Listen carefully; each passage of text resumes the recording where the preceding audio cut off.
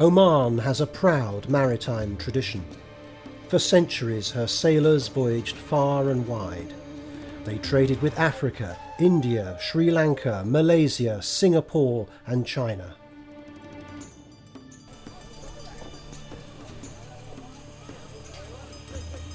Now that proud heritage has been rediscovered with the Jewel of Muscat, built in the same way as 1,000 years ago.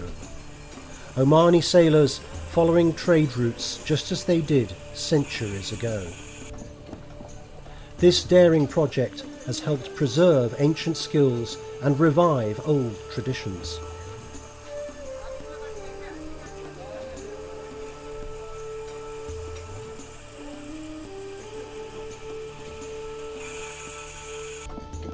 For in this ship there is not one nail, one screw or one bolt. Instead, the planks of the Jewel are sewn together. It's an extraordinary feat of maritime engineering that every Omani can be proud of.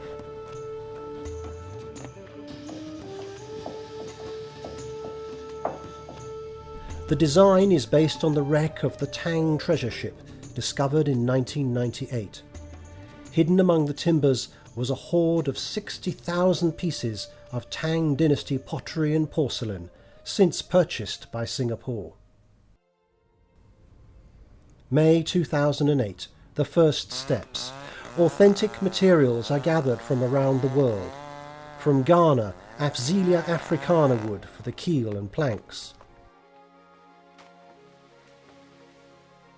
From Zanzibar and India, Koya rope and fibre for the stitching.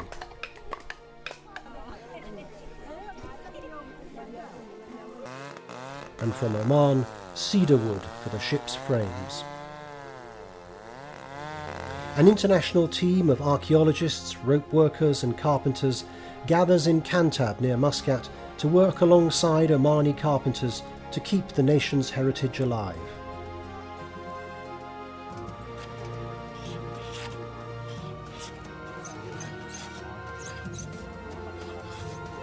First comes the keel, carefully joined together from huge timbers to make the backbone of the ship.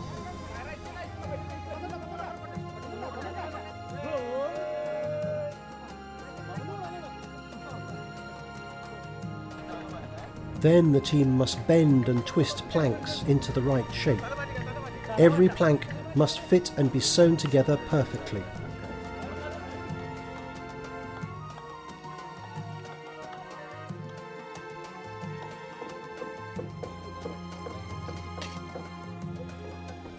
If the stitching is too loose, the ship will leak. If it is too tight, the rope will snap.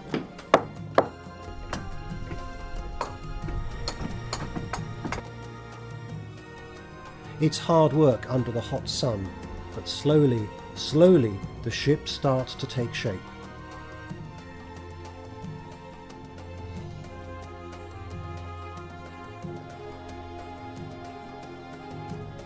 The Jewel of Muscat project is the centre of international interest.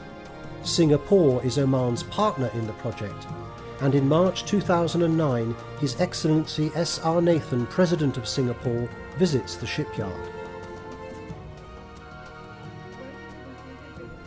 As the ship rises from the beach, her beauty grows, inside and out.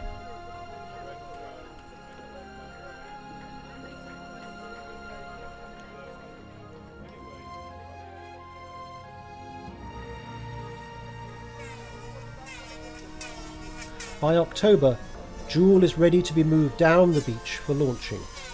127,000 stitches and 130 kilometres of rope have been used to build the ship.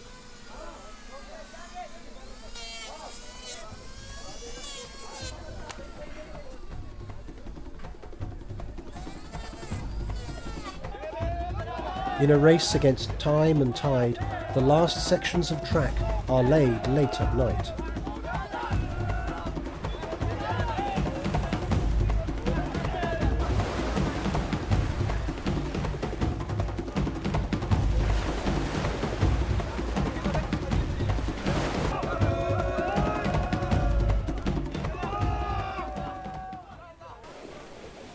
In the morning, Captain Salah al-Jabri takes command of Jewel for the first time.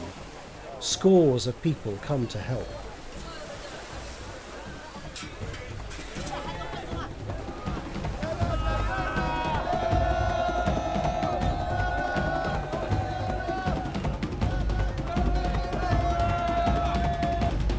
After a huge effort, Jewel of Muscat slips into the sea.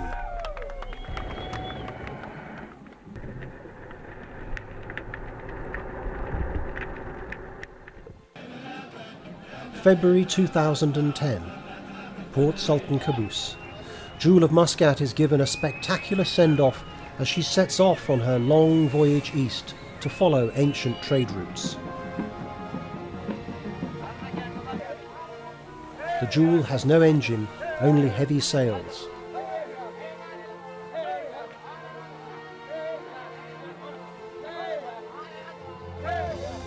Conditions on board are hard.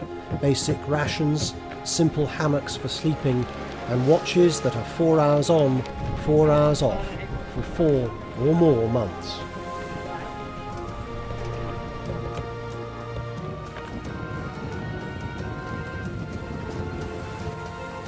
One month later, Jewel reaches Cochin in southern India without mishap. But on the next leg to Sri Lanka, she runs into a vicious storm which cracks her masts.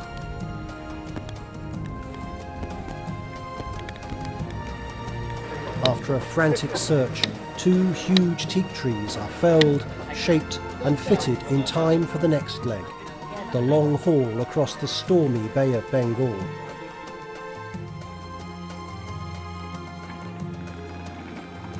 Battered by monsoon winds, Jewel makes record speeds, but it's hard going for the crew guiding the ship through stormy seas. Captain Salah brings them through safely, stopping off in Malaysia before finally reaching Singapore on July the 3rd. There, a huge welcome awaits Jewel as she enters the marina at Keppel Bay. President S.R. Nathan accepts Jewel on behalf of the people of Singapore as a gift from Oman.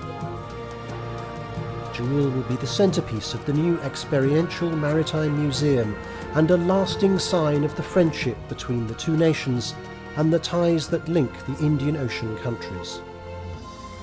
And Jewel of Muscat will always be a mighty symbol of Oman's pride in its seafaring history and further evidence of His Majesty Sultan Qaboos bin Said's vision of making Oman a friend to the world.